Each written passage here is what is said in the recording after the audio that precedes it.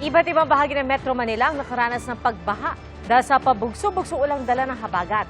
Sa Valenzuela po, ilang residente ang naperwisyo ng baha ang nagreklamong nalulubog sila dahil pinataasan ang kalsada.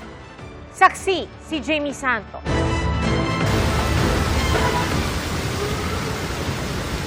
Umaga pa lang, malakas na ulan ang bumungad sa mga taga Metro Manila kanina gaya sa Taft Avenue sa Maynila. Ganon din sa Valenzuela na agad nagpabaha sa bahagi ng MacArthur Highway sa Barangay Dalandanan. Usad pagong tuloy ang mga sasakyan dahil sa baha at lubak. Delikado po yung gano'n. May baha na nga tapos lubak-lubak pa.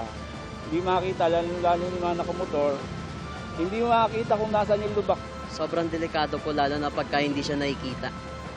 Kasi may chance po na ma-semplang yung mga rider. Humupa ang baha sa ilang lugar kinahaponan pero lubog pa rin sa tubig ang ilang bahagi ng lungsod. Ang ibang residente hindi na muna ikinandado ang mga bahay dahil sa baha. Napilitan ng makitira muna sa mga kapitbahay na may second floor. Tiis lang kasi dito kami naghanap buhay. Pagod matulog, tinitiis lang. Ilang beses na raw pinataasan ng lugar. Pero habang tumataas ang kalsada, naiiwan namang nakalubog ang mga bahay nila. Mababa na kasi yung lugar namin. Tapos mataas na yung kalsada, kaya ang tungo ng tubig doon sa amin. Wala pong magagawa. Talagang tiis na lang. Sinusubukan pa naming makuha ang panig ng Valenzuela LGU.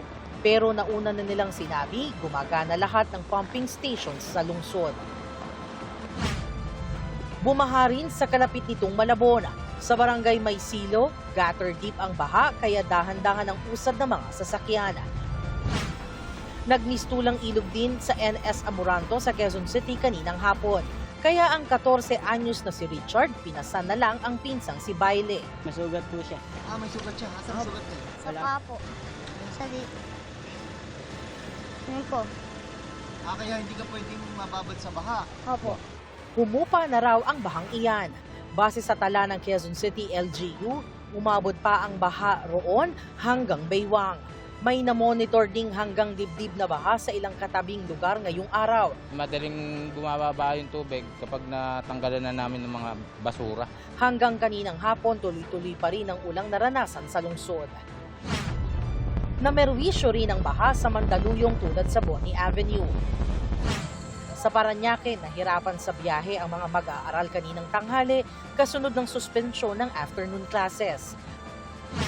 May sama pa rin ang panahon sa Antipolo City kung saan halos zero visibility kaninang umaga dahil sa malakas na ulan. Ako si Jamie Santos, ang inyong saksi. Umaapaw ang ilang dam sa Central Luzon dahil sa patuloy na pag-uulang dala ng habagat. At sa ilang lugar sa Bulacan at Pampanga, umaabot pa hanggang dibdib o leeg ng tao ang pagbaha. Ating saksihan. Abot dibdib ang baha sa ilang bahagi ng Barangay Sapang Bayan sa Kalumpit, Bulacan. Sa lawak ng pagbaha, mistulang lawa ang paligid sa halip na residential area. Nagbabangka ang mga residente para makakilos. Nasa loob na ng mga bahay ang tubig kaya nasa ikalawang palapag na muna ang ilang residente. 2 linggo na raw na ganito ang sitwasyon sa lugar. Naiyak na lamang si Josefina Pablo dahil nalubog pati ang naitabi niyang bigas. Hindi ko na po pagkinabangan. Nakikikain na lang po ako. Nagkakaalipungan na rin daw siya sa tagal na nabababad sa tubig. Bakit po paghahanap buhay namin di namin na ituloy? Kanina ay ininspeksyon ni DPWH Secretary Vince Dizon ang ginagawang flood control project sa bayan. Dike ito na daraan sa 3 barangay at halos 3 kilometro ang haba. Tatamaan ito ang nasa 70 bahay sa tabi ng ilog na aniya ay bawal dapat tayuan. Nakikipag-ugnayan na raw si Dizon kaugnay sa pabahay para sa mga maaapektuhang pamilya.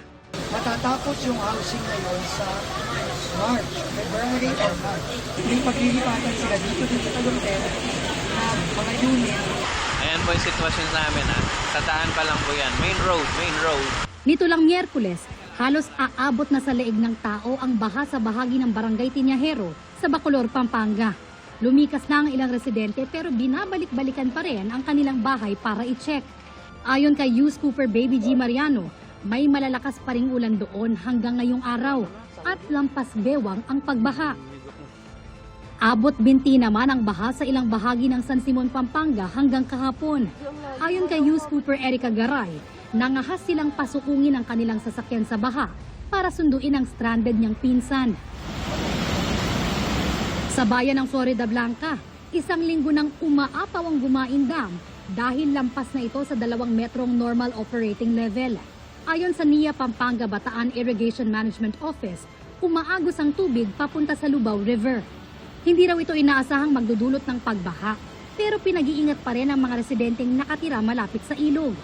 Umaapaw na rin ang ilang dam na nasa Tarlac ayon sa National Irrigation Administration, kabilang ang Armenia Dam, Tarlac Diversion Dam at Magsaysay Dam. Pinag-iingat din ang mga nakatira malapit sa mga ilog sa probinsya. Ako si Bea Pinlac, ang inyong saksi. Arestado isang lalaki na inireklamo ng ilang animal rights groups dahil sa pagkatay at pagbebenta umano ng karne ng aso. Nakuna ng CCTV ang suspect na may kasamang babae at bata nang hulihin at pagpapaluin ng isa sa mga aso. Saksi, si Jamie Santos.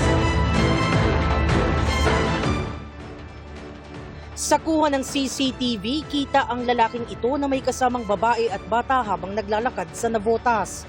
Nilapitan nila ang isang aso. Isang sandali pa, sinilo ng lalaki ang aso at ilang beses pinagpapalo sa ulo. Iniabot ng babae sa lalaki ang isang sako. Doon, isinilid ang aso at inilagay sa basket ng bisikleta.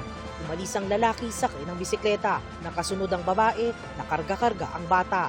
Sa isa pang video, kita ulit ang lalaki. Sinilo niya ang isa pang aso, pinagpapalo at isinilid din sa sako.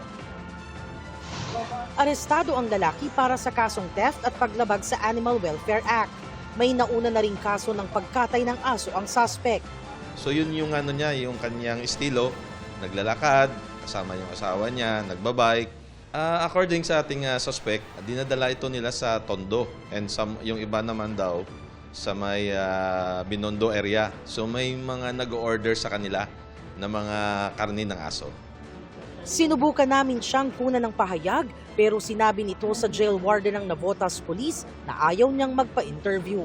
Katuwang ng Navotas Police sa pagsasampa ng kaso ang Biyaya Animal Care Foundation. Labag po yan sa batas. Hindi dapat patayin at ibenta or ikatay yung aso para ibenta para magiging potahe para sa ibang tao. There is also a health risk. Puno siya ng mga bulate. It's not for human consumption. Hinihikayat ng grupo ang publiko na i-report agad ang mga insidente ng animal cruelty at kahina-hinalang pagkuha ng mga aso. Ganyan din ang hiling ng isa pang complainant na Buhi Animal Welfare Society. Huwag sila matakot na magsumbong, mag-report sa barangay, sa kapulisan. Din sa mga nagtitinda naman ng karne ng aso, ma'am, sana itigil na nila yan. Patuloy rin ang pag-iikot ng Navotas Police kasama ang barangay para masawata ang mga ganitong gawain. Ako si Jamie Santos, ang inyong saksi. Patay ang 2 taong gulang na babae na aksidenteng naitulak ng kanyang 6 na taong gulang na kapatid sa drainage canal sa Calasiao, Pangasinan. Batay po sa ulat, naglalaro ang magkapatid sa palayan habang namimingwit ang kanilang ina. Pero aksidenteng naitulak ng 6 na taong gulang na bata ang kanyang kapatid sa drainage canal malapit sa palayan. Inabot ng mahigit 20 minuto bago natagpuan ang biktima. Isinugod siya sa ospital pero nasawi ng kalaunan. Sa ngayon, nasa pangangalaga ng kanyang pamilya ang 6 taong gulang na bata.